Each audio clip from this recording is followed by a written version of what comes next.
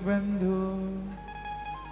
जो भगवान के आश्रित हैं, जो भगवान के प्रिय भक्त हैं, उनके भगवान एकमात्र बंधु हैं।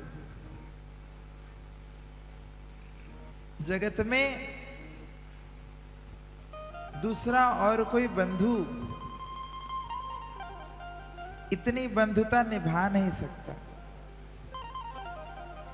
भगवान ने जैसी बंधुता निभाई है, भगवान ने जैसी मित्रता निभाई है, भगवान ने जैसा स्वामित्व निभाया है, भगवान ने जैसा सखत्व निभाया है, भगवान ने जैसा पुत्रत्व निभाया है, भगवान ने जैसा भाई का धर्म निभाया है, भगवान ने जैसा पुत्र का धर्म निभाया है, ऐसा संसार में कोई और दूसरा नहीं है। इसलिए वास्तव में हमें अपने इन सारे संबंधों को भगवान से ही जोड़ना चाहिए। त्वमेव माता च पिता त्वमेव, त्वमेव बंधु च सखा त्वमेव, त्वमेव विद्या द्रविणं त्वमेव, त्वमेव सर्वं मम देव देव। हम लोग रोज प्रार्थना करते हैं, भगवान आप ही हमारे माता हैं, आप ही हमारे पिता हैं, आप ही हमारे बंधु हैं, आप ही हमारे सखा हैं, सब कुछ आप ही हैं। परंतु यह प्रार्थना नहीं, यह अनुभव का विषय है। भगवान से अब इस स्तुति में प्रार्थना क्या है? ये तो उद्गार है अपने भावों का। ये तो भक्त कह रहा है भगवान से कि भगवान आप ही मेरी माता हैं, आप ही मेरे पिता हैं, आप ही मेरे बंधु हैं, आप ही मेरे सखा हैं। ये प्रार्थना नहीं है, ये उद्गार है, ये कह रहे हैं भक्त भगवान से। तो ये अनुभव का विषय है, ये स्तुति का विषय नहीं। भगवान स्वप्रपन्नैक बंधु।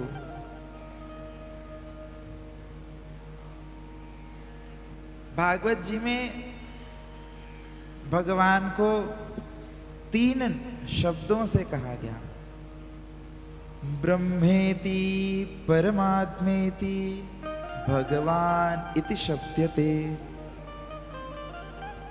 जो वो परम तत्व है जिसकी सत्ता सारी सृष्टि में व्याप्त है, जो सर्वतंत्र स्वतंत्र सर्वनियंता परब्रह्म परमात्मा अखिल ब्रह्मांड नायक हैं, वो परमात्मा, वो ईश्वर, उनके 3 नाम हैं। क्या? ब्रह्म, ब्रह्म तत्व, परमात्म तत्व और भगवत तत्व। जब ये तीनों अगर एक ही हैं, हम लोग समझते ही हैं एक ही हैं और हैं भी, भगवान में, ब्रह्म में, परमात्मा में कोई अंतर नहीं है, तत्वतः अंतर नहीं है। परंतु फिर 3 नाम क्यों हैं? आवश्यकता क्या है 3 नामों की? अलग अलग क्यों नाम दिया गया? ब्रह्म तत्व जो है, ब्रह्म तत्व दृष्टा है, ब्रह्म तत्व सबका साक्षी है।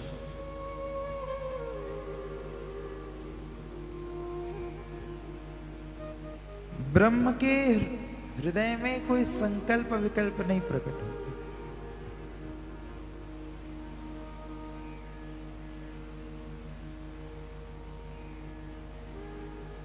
जिनकी नाभि से कमल उत्पन्न हुआ,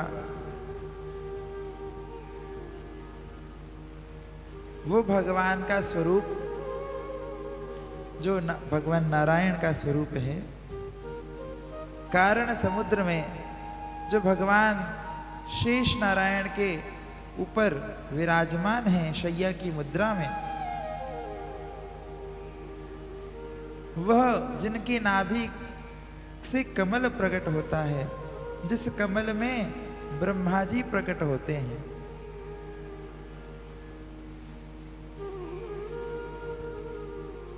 वो स्वरूप, वो तत्व जिससे सृष्टि की उत्पत्ति होती है, जिस तत्व से सृष्टि की स्थिति होती है और जिस तत्व में ही सारी सृष्टि विलीन हो जाती है, वो परम तत्व का नाम है परमात्मा। क्योंकि आत्मा के रूप में हर एक जीवात्मा के भीतर परमात्मा स्वरूप में, सूक्ष्म रूप में, अंतर्यामी के रूप में परमात्मा विद्यमान होते हैं।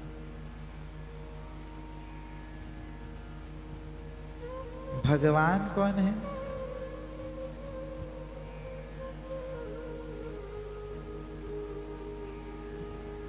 ऐश्वर्यस्य समग्रस्य धर्मज्ञ यशसा श्रिया ज्ञान वैराग्य नामानो शशनाम भग इतीर्ण। ये 6 तत्व जहां पर प्रकट होते हैं उसको भग कहते हैं, और उसका जो स्वामी है उसको भगवान कहते हैं।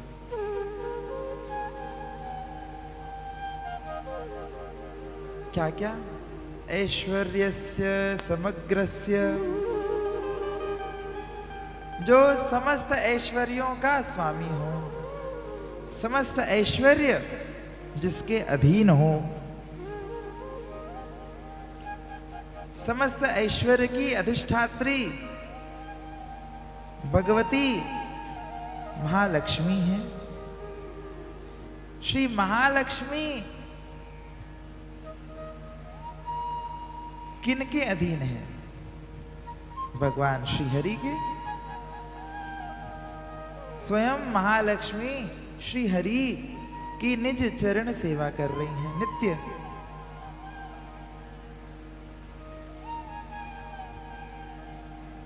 लक्ष्मी की भी स्वामी हैं भगवान श्री हरि।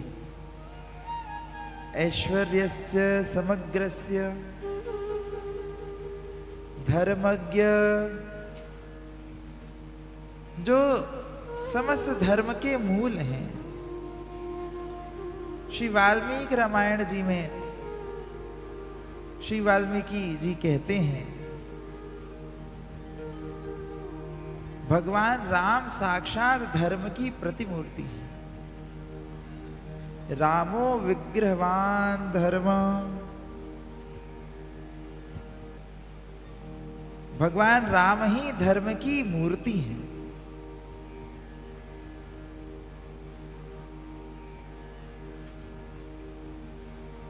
ब्रह्मवैवर्त पुराण में वेदव्यास जी कहते हैं, भगवान श्री कृष्ण धर्म के मूल स्वरूप हैं।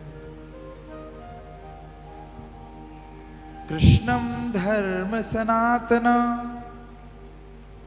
सनातन धर्म की मूर्ति कौन है? भगवान श्री कृष्ण, जिनसे समस्त धर्म प्रकट होता है, जिनके लिए सारा धर्म प्रकट होता है,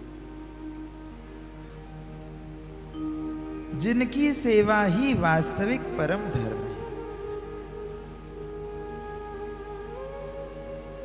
ऐश्वर्यस्य समग्रस्य धर्मज्ञ यशसा श्रिया, समस्त यश जिसके अधीन हो, भगवान से बड़ा यश किसी और का है क्या? कोई बिलियनियर बन जाए, ट्रिलियनियर बन जाए,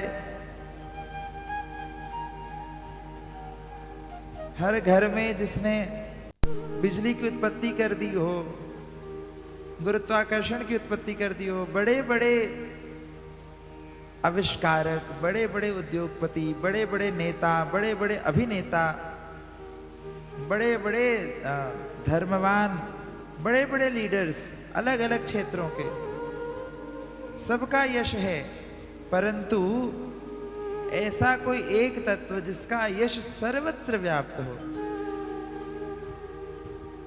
वह तत्व है भगवत तत्व।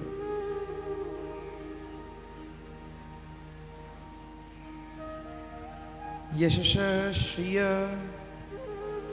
श्री, श्री क्या है? ऐश्वर्य और श्री में अंतर है।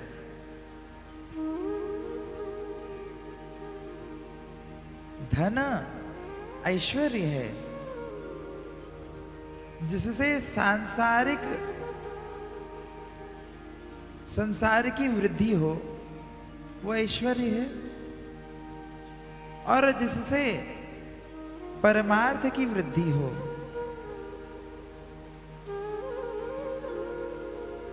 जिसका उपयोग परमार्थ में हो, वो श्री है।